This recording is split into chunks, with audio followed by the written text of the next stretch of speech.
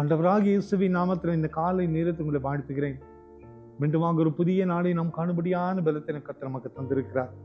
பாருங்க, ஏசாயா 44:21 இஸ்ரவேலே நீ என்னால் மறக்கப்படுவதில்லை என்று ஆண்டவர் சொல்லுகிறார். எவ்வளவு அழகான ஒரு வசனம் பார்த்தீங்களா? இஸ்ரவேலே நீ என்னால் மறக்கப்படுவதில்லை. ஆண்டவர் நம்மை ஒருபோதும் மறவாத ஒரு ஆண்டவர். அவர் நினைவு கூர்ந்து கொண்டே இருக்கிறார். அவரோடு கூட நாம் பயணிக்க நம்மை அர்ப்பணிக்கும் போது நம் மீது அதிக அக்கறை உள்ள ஒரு ஆண்டவராக இருக்கிறார். அன்பான குடும்பத்தின் மக்களே, நான் யாரையாவது ரொம்ப நேசிச்சோன்னா அவங்க நம்மோடு இருக்கணும்னு ஆசைப்படுவோம், நம்மோடு பயணிக்க வேண்டும் என்று ஆசைப்படுவோம், நம்மோடு கூடவே என்றும் இருக்க வேண்டும் என்று நாம் விரும்புவோம். அவங்க கிட்ட பேசலான்னா, ஒரு நாள் பேசலான்னா கூட சமாதானமா இருக்க முடியாது. அவர்கள் பேசாம போயிட்டான்னு சொன்னா ரொம்ப வேதனைப்படுவோம்.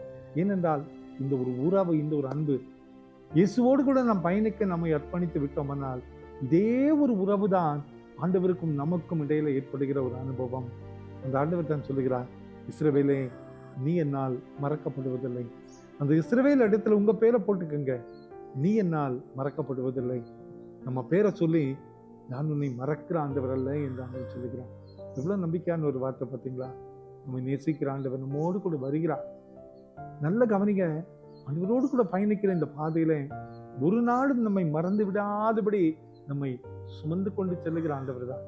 நீங்க பாருங்க, நம்ம ஜெபம் பண்ணாம படுத்துடுறோம், வேதம் வசிக்காம படுத்துடுறோம், ஆண்டவரோடு பேசாம நம்ம விலகி போயிடுறோம். நிறைய சூழ்நிலையில உலகத்தினுடைய அழுத்தங்களில அவருக்கு கொடுக்க வேண்டிய முக்கியத்துவத்தை நம்ம கொடாம போயிடுறோம்.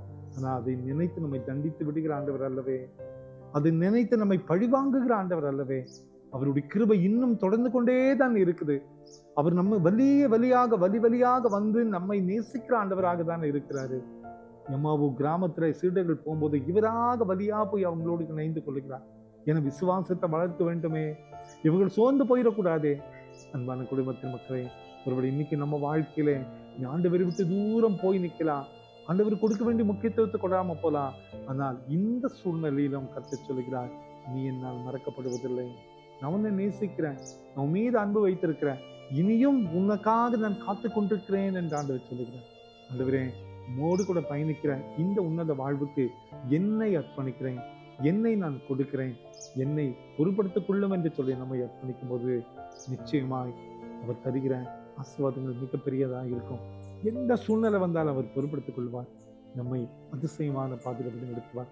கவலைப்படாதிருங்கள், நிச்சயமாய் ஆண்டவரை நம்பி இருக்கிற பிள்ளைகளை ஒருபோதும் ஆண்டவர் மறவாத ஆண்டவர். சொன்னமா அன்பின் ஆண்டவரே, இந்த காலை நேரத்துல நீரங்களுக்கு தந்து இந்த வார்த்தைகளுக்காக உம்மை துதிக்கிற ஆண்டவரே.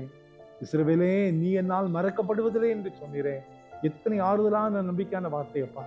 இந்த செய்தி கேட்டுக்கொண்டிருக்கிற ஒவ்வொருவரையும் நினைவு கூறுங்க, உங்களுடைய ஆசீர்வாதங்கள் கூட இருக்கட்டும். ஆமாண்டவரே, உங்களுடைய பிரசனம் எங்களை தாங்கட்டும்.